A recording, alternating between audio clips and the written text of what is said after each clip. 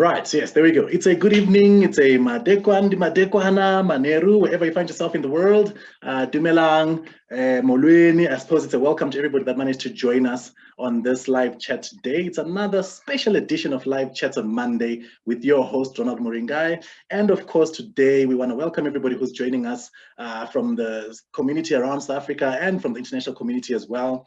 I know, of course, people are worried about prophets doing certain things and running away, but we are hoping even wherever they're hiding, they're also tuning in and watching this edition of our live chat today. So as you know, today's chat is obviously in commemoration of the Day of Persons, International Day of Persons with Disabilities, which is actually going to be celebrated on the 3rd of December, but we're going to commemorate it today by trying to bring out these issues, of course, especially particularly to the fatherlessness aspect of people that grow up with disabilities. And I think we are also having this in conjunction with the National Council of and for the Persons with Disabilities. I think I must thank Josephine for making this happen. It's really a privilege and an honor to really host Daphney today, Ms. Daphney Twala and Mr. Thabiso Mashigo, who I'm just expecting to log in anytime soon. But otherwise, Ms. Daphney, how are you?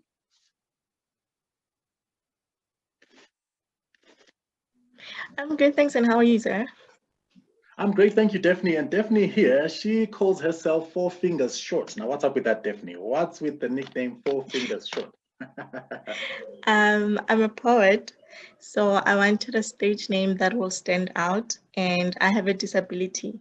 So I have 3 fingers on both hands, so it means I'm running short of 4 fingers. So I just thought 4 fingers short would be very memorable to people.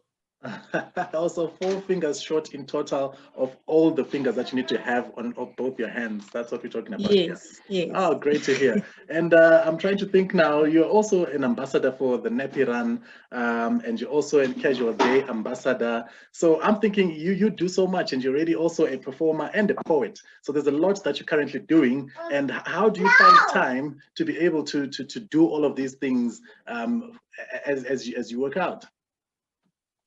I guess I always find time because I work for the National Council of and for Persons with Disabilities.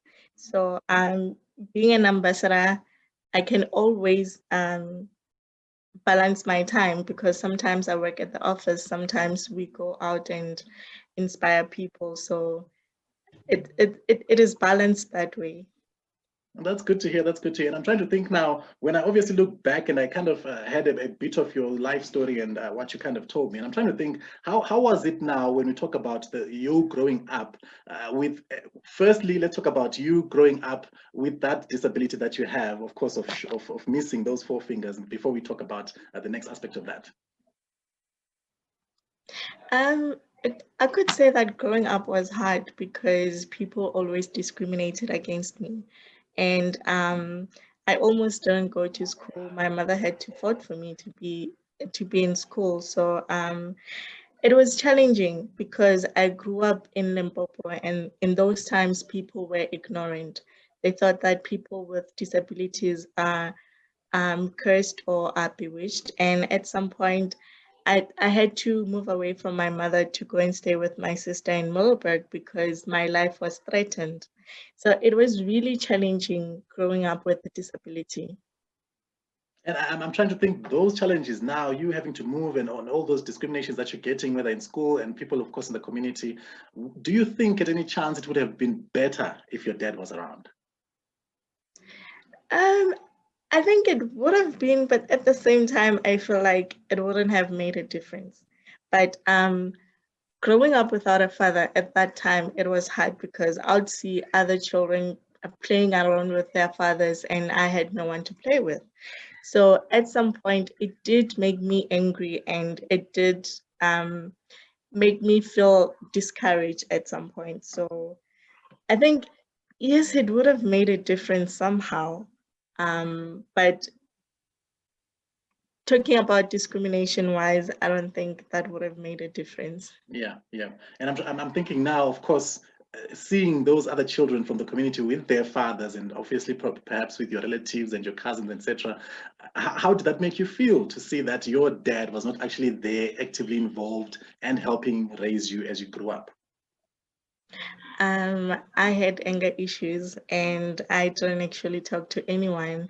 I would just go into writing and write down my feelings, but I never really told anyone how I feel. I was always sad and I didn't want to have friends because I felt like being with friends, seeing them with their fathers, it would have driven me nuts, so to say. But I think I grew up with anger issues because I bottled things inside a lot and I didn't talk to neither my sisters or my brothers. I just grew up trying to be alone because I felt like if I let people in, they'll just leave the way that he did. And I think that there's a bit of a commonality there because I also grew up. My dad and my parents actually divorced. I think I must have been grade 1 or grade 2, somewhere there. 6, I think, or 7 years old I was. And for most part, I can identify then with that anger aspect and the wish to have dad around. And you know how, of course, that also affected my relationships going forward and how I saw myself as a person, as an individual. So I'm trying to think now. I've gotten to a place where obviously I've written about it, I've talked about it, and we're having these chats, for example, try and highlight the issues around that aspect of our society. But how did you get to the point of saying, you know what, I think now I've dealt with this issue? And how did you deal with the issue, if at all? I don't think that I have completely dealt with it, to be honest, but writing does make me feel better. So I turned into writing. I wrote my anger down, I wrote my tears down, and that made me feel better. I tried opening up to my family also, and I think that journey helped when I started opening up to my sisters, my brothers, my mother. Um, but I feel like sometimes the anger, it's still inside me because I never really got to sit down with my father and talk things out and ask him why did he do what he did and why did he walk out on us. But I feel like I'm better now. It has grown. The hatred, it isn't there anymore. But the anger, it's still there because I never really got the time to talk things through with him.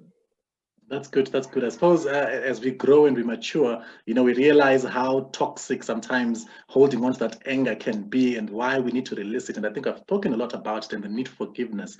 And I think I would have obviously encouraged you then perhaps to try and find, is he still alive? Do you know if he's still alive, your dad, by any chance? Yes, he is. The relationship is not as bad as before. We do Okay. talk sometimes. So it's not as bad as it was before. Ah, perfect. So I suppose then I would then encourage you live on air to try and obviously maybe one of these days sit down and have that conversation. I'll tell you why. I think for me, when I had that conversation with my dad, it was really the defining moment where I actually got to be able to realize that I needed to forgive him for not being there, for missing out on my childhood and all these things. But also it really helped me to move on from the issues of the past. But I think it's something conversation obviously we can have on a different day, you know. But I think it's just like I said, I just need to say it out there that, you know, consider it and hopefully you'll be able to do that. But I want to find out as well. You said you left home when you were 14 years old. What happened then? What was the story then? My life was threatened, so the community told my mother that if she doesn't send me away, they would most probably kill me because I have a disability. Um, I think it was because people were so ignorant in such a way that they thought I was cursed, so they didn't want to be around somebody with me, somebody like me. So my mother had to ask for my sister to stay with me in Middleburg, and I don't think things really changed that much because when I got to Middleburg, at some point my sister was kicked out because she was renting. She was kicked out because she was staying with me. And the family had a tuck shop outside where they were selling sweets, drinks, and everything. And they told me that they don't want to stay with somebody like me because I bring shame to their family. Their customers are not coming anymore because I'm there. So it was a really challenging phase for me that I could say. Sure, I really sympathize with you, and I'm really sorry. I think when I think about how sometimes our community can be so cruel, it really boggles the mind why we would do such to just a child that's growing up, And I'm trying to think, you're seeing all of this, you're seeing this unfair treatment that you're getting just because of something that you didn't even do yourself. How does that make you feel? I felt bad, like I felt like I just wanted to disappear. But then at the same time, there was this teacher back in Middleburg. She told me that when I'm feeling this way, I should just write things down and give them to my sister to read. So because I couldn't really open up to her. And I was living in a place where I don't even know anyone. I was a new kid in a new school, in a new environment. So I kind of like struggle with being in a place where I don't know people. So it kind of like kept me inside the house. I don't want to go anywhere. I only just came out when going to school and then came back and locked myself in the room. So she advised me to actually write all my problems down and let her read or let my sister read. And then at some point, she tried to help me to perform at school at the assembly when we having the morning prayers. So I think that kind of like helped slowly but surely. Yeah, no, I'm glad to hear that. And I'm looking at you now, and obviously, having gone through all that kind of hurt to where you are now, really, I must say, you've done a great job, and we must thank God obviously for taking care of you up until thus far. You are really inspirational. I really hope, people will look at this and understand the plight, obviously, of children that grow up with disabilities, and obviously, or should you rather say, differently able children. And I want you to. Sorry, can I please disturb you? Yes, yes. It's actually not differently abled, but Okay. persons with disabilities. Thank That's you. the case. Thank you for correcting me. I thought I was being nice there. Obviously, we've got a lot of unlearning and learning to do. True, And I true. want to find out now, if you were to talk to potentially somebody who's watching right now, who either has a child that is disabled or a parent, like a parent who's got a child, yeah, or a child themselves who are struggling perhaps and going through the stuff and the emotion that you went through, what would you like to say to these two sets of people, the parents first and the children alike? The advice that I would give to parents with children with disabilities is that never hide your children. Be the spokesperson of your child. Let them know that they're loved and take them out there for people to see them. Because the more you keep them inside, the more they'll feel like they're not part of the community. So take your child everywhere. Take them to the movies, take them to the parks for people to see them. And once people see what you're doing for your child, then they'll be open to communicate with your child and communicate with you as well. And as for persons with disabilities, never hide yourselves. Never bottle things inside. Tell your friends or your families how you feel, and never let anyone define your destiny, because you are not disabled, but the environment surrounding you disables you. Never feel like you're disabled as a person, but you're just like everyone else. That's the advice that I would give them. Oh, thank you very much. Thank you very much, Daphne. I appreciate that. And I'm told that Mr. Thabiso has joined. Mr. Mashigo, are you online with us now? Have you joined us, sir? Just unmute yourself and let's see you online.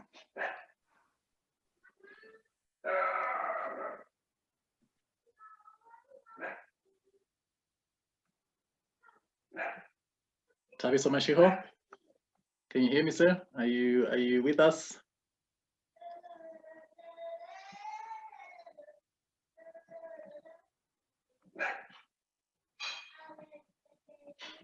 All right. Hello? Yes, we can hear you. There you are. Yeah, let me just fix my camera. Okay, not a problem. Sorry about that. That's fine. That's fine.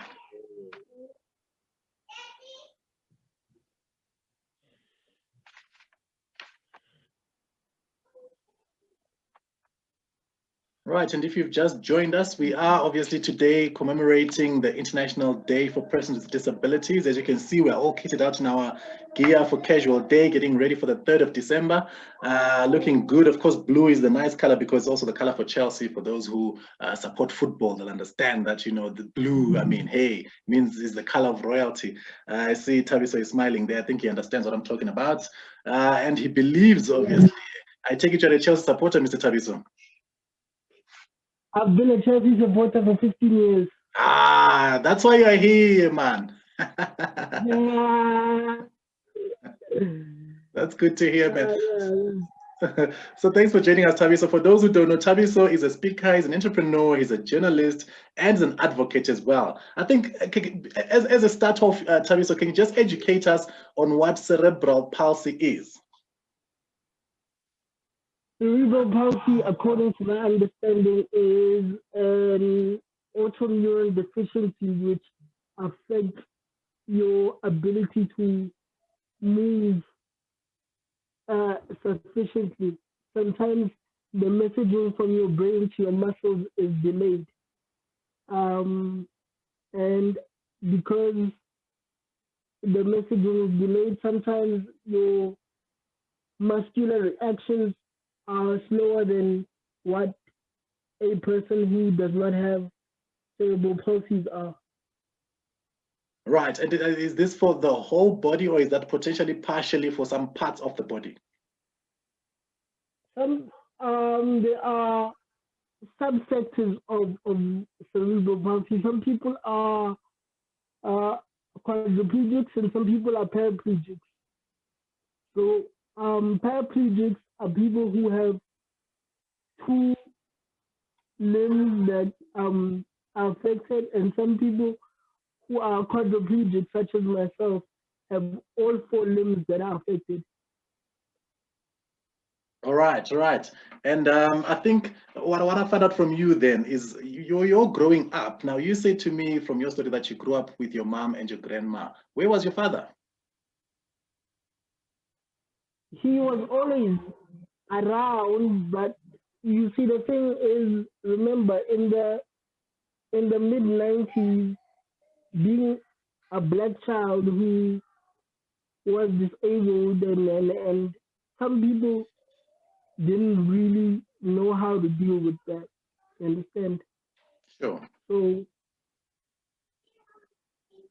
I would say that it took him about a decade to understand, but he was in and out of my life. He was not really a part of my upbringing. And how did that affect you emotionally, perhaps by any chance? Did that say anything to you, or was that just like, ah, it's just that guy who's in Angatswa?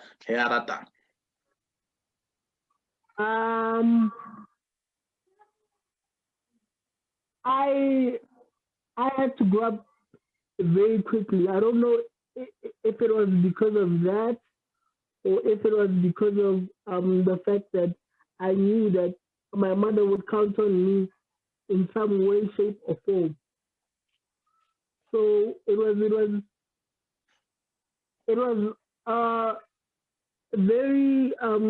thingy. It was a very early reality check when it came to life itself for me. I didn't bear any grudges because I understood that we all have our demons, and people are people. You know, you can't bear grudges against somebody for taking time to themselves to adapt to a situation. So I was angry at first, but then you have to go outside of yourself and go understand somebody else's struggles and prevail. And now that where you find yourself now, being an advocate, of course, for people that have similar conditions, would you say you've kind of dealt with that issue and that anger that you had against your dad? The other thing is that he suffered with alcoholism. So I had to be empathetic towards him as well. So I think I'm what now? I'm 26. So I think I've only had a solid relationship with them for the last 5 years. But for the other 21 years, it was shaky, it was in, it was out, it was, it was this, it was that. So yeah, I'm a man now, so sometimes you have to understand what other people's pain did to them as well. It wasn't his fault. It was because he was probably raised in an abusive home as well. So you have to understand people's pain so that you can help them to become better people so that he can become a better father to me now. And I think now that you relate with each other, now that you're communicating and you know him, do you think perhaps you would have had a better set of a worldview had you been around as you grew up? Do you think your childhood potentially would have been better? Yeah. Yes and no. Yes and no, because you can never truly say how your life would have turned out if somebody was in your life, because I feel like it discredits the 7 women who raised me. You understand? Yeah. But it would have definitely given me more stability. I'll say that, in terms of knowing that, okay, this sort of person is around whenever I need him. So yeah, I would say that it would have given me a better sense of self knowledge as well, as a black man, to know about your lineage from your father's side as well, because I think I struggled with an identity crisis a lot, and because there are certain things that women cannot teach you. So I think in that sense it would have been better. I get that, and I think from the book that I wrote, even, it's something that a lot of guys really came through to say, if they really, those that had their dads kind of point, like you just mentioned now, the identity aspect, to having known who they are, what's a guy, ways home in terms of their ancestral upbringing, etc., and they kind of identify with that. And I suppose then it becomes difficult, like in my case anyway, where you don't really have dad around 24/7 to help you. Now, I was reading in your profile that you said you went to the Pretoria School for the Cerebral Palsy, and you mentioned that was one of the life-changing moments in your life. Tell us about that. How did your life transform by you going to that school? I think the reason I said it was life-changing was because I went to Pretoria School in '97 when I went there. Now you must understand that the climate for somebody with a disability then, we were the society didn't know what to do with us, especially as black kids. South Africa just found freedom. Our mothers now had to take us to school. You understand? And I remember my mother always used to say, "I'm going to fight for you to have an education," because Mandela said every child has a right to a basic education. My grandmother saw the fact that I was intellectually gifted. So we didn't know where to go. They just knew that they have somebody special on their hands, aside from their disability, who can become a contributing member to society. But they didn't know how to institutionalize that, where to go to make sure that this person gets honed and gets skilled. And so to go to school came because of some lady out of nowhere who just said, "There's a school on Dr. Savage Road. Go and see if you can get your child in there," right? And I think my family took me there just so that I could have somewhere recreational to go. That was their thinking. I didn't think they knew much about Pretoria School in terms of formal education and how when I got there, you started to learn about things like physiotherapy and wheelchairs. And because when I got there was a lot of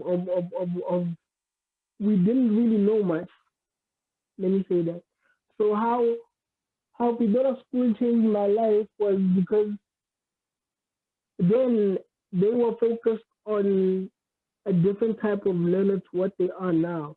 I think then the way of functioning was that they wanted to make sure that as many children with disabilities went on to have a full academic career and then matriculate and then get you a job and then do this and then do that.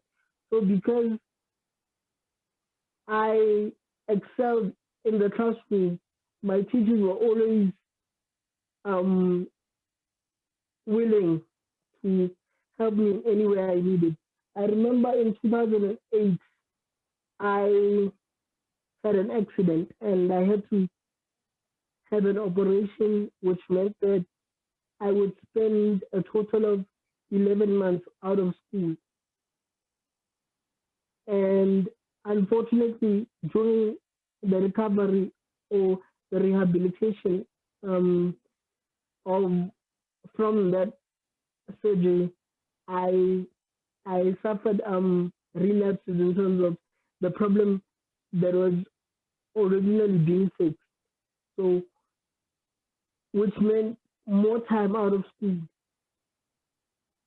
So my teachers took it upon themselves to speak to the physiotherapist, to come to my house to see how they would help with my recovery, because at that point it was so bad physically that I couldn't even get off my bed. So those physiotherapists and teachers took time from their busy school days. Remember, this was not during the week. They would come twice a week to make sure that I had video. I kept abreast of what was happening at school. I got my studying material. I wrote my exams. You understand? So they tailored everything to make sure that I did not fall behind and that I stayed on track. And even when the time to progress to grade 9 came, they had a choice to make whether to hold me back for a year or to let me go and believe in the fact that even though I missed an entire year of school, I was academically strong enough to carry the load. And they did that because if I was held back for another year, it would have had a negative impact on my life plan, as it were, because I was already, 17 at that point. Then, certain things I had to do and I wanted to do before 20 years old. And if they held me back for another year, I would have matriculated in when I was 21. So that's just one instance of how that school in itself shaped me as a man and as a student. And it showed me those people, you understand? They showed me to love not based on the color of somebody's skin or what kind of disability you have. If you can look at another person and recognize that they have a heart just like you, then you have a responsibility to that person to try and make their life easier. as well. That's what they told me. That's good. That's good. And I want to bring back Daphney. Daphney, are you still there? Because I'm hearing, of course, about the support that you've received and all this good stuff that you're saying about the teachers who had literally to go out of their way to make sure that you graduate and finish your matric on time. Now, Daphney, you didn't get that much support as Thabiso here. What would you say to parents who have their children now? Should they try and raise them and put them in normal schools, as it were, or perhaps try and channel them then rather to specialized schools like the one Thabiso went to? I think it depends on the type of a disability the child has, because some schools are not exactly accessible for persons with disabilities. I went to a school where in primary, I was the only child with a disability. And in high school, there was a class that they called ELSEN. It's a class of children who are slow, who understand a lot harder than others. So, but I went to classes of persons without disabilities. So it depends on the child's disability. However, I would like to advise schools that you need to teach children with disabilities, because sometimes you find schools where there is such classes as the ELSEN classes. They don't really teach them. They're just there. They just go to school for the sake of going to school, but they're not really taught anything. So I feel like we need teachers who understands that it's just a disability. Children they have the ability to learn, even though it may take them longer, but they can understand. So, but fortunately for me, I went to, I could say it's a mainstream school. I guess that's what they call it. Yeah. But yes, the support came mostly from my mother, because she was behind me all the time. She wanted to know that I can do it. She made me believe in myself that way. That's good to hear. And I think a final word from you, Miss Daphney, before we go back to Thabiso. If just because I'm hearing there's a lot of learning and unlearning that I spoke about earlier that we need to do as a society, as teachers, as parents, as children, you know, as friends, as people that are growing up with people that are disabled around us. What's the one word that you'd want to leave with them today for them to consider? I normally say to my family that I can do things that people with 10 fingers cannot do. So it's not a matter of disability, it's just a matter of understanding. Understand me and I'll understand you. So don't talk to me differently, because I'm not different. I'm only different when I see challenges in front of me. I'm only different because the surroundings are the ones that disables me. But otherwise, I'm just a person as you are. That's good to hear. Thank you very much for that. And just hold on that. Whilst we back to you, Thabiso. Thabiso Gomams, if I were to put the same question to you, what would you say is the one thing that you want to tell the world right now about this thing that we're talking about here today? I would echo Daphney's sentiment, because I just feel like when you strip it down, everybody should be treated equally. You understand? In terms of like, just try and understand where I'm coming from. I'm not asking for sympathy. I'm not asking for a handout. Just try and understand where I'm coming from as a person with a disability. And if you do that, then it will be easier for all of us to get along, because even persons without disabilities have their own challenges. So understand my challenges, and I will try and be empathetic to yours, and we can come together and live in a more harmonious, equal, and fair environment. Oh, thank you very much. That's a mouthful indeed. And I think we've kind of come to the end of our broadcast today. Thank you very much, Daphney, for coming through. And thank you very much, Dr. Thabiso, as well, for making it today. It's really a privilege and honor to talk about these issues. And like I said, I'm sure for people that are listening out there, I'm sure they are thinking, sure, there's so much we have to change from the mindset perspective, you know, in dealing with people with disabilities. And I'm glad you guys are advocates and ambassadors, you know, for Casual Day and for people that are disabled like yourselves. And I really thank you for giving your time. I think thank you Daphney, for coming through. I appreciate it. Yeah. Thank you so much. Thabiso, thank you for coming through. Appreciate it, brother man. It's a pleasure. It's a pleasure. It's a pleasure.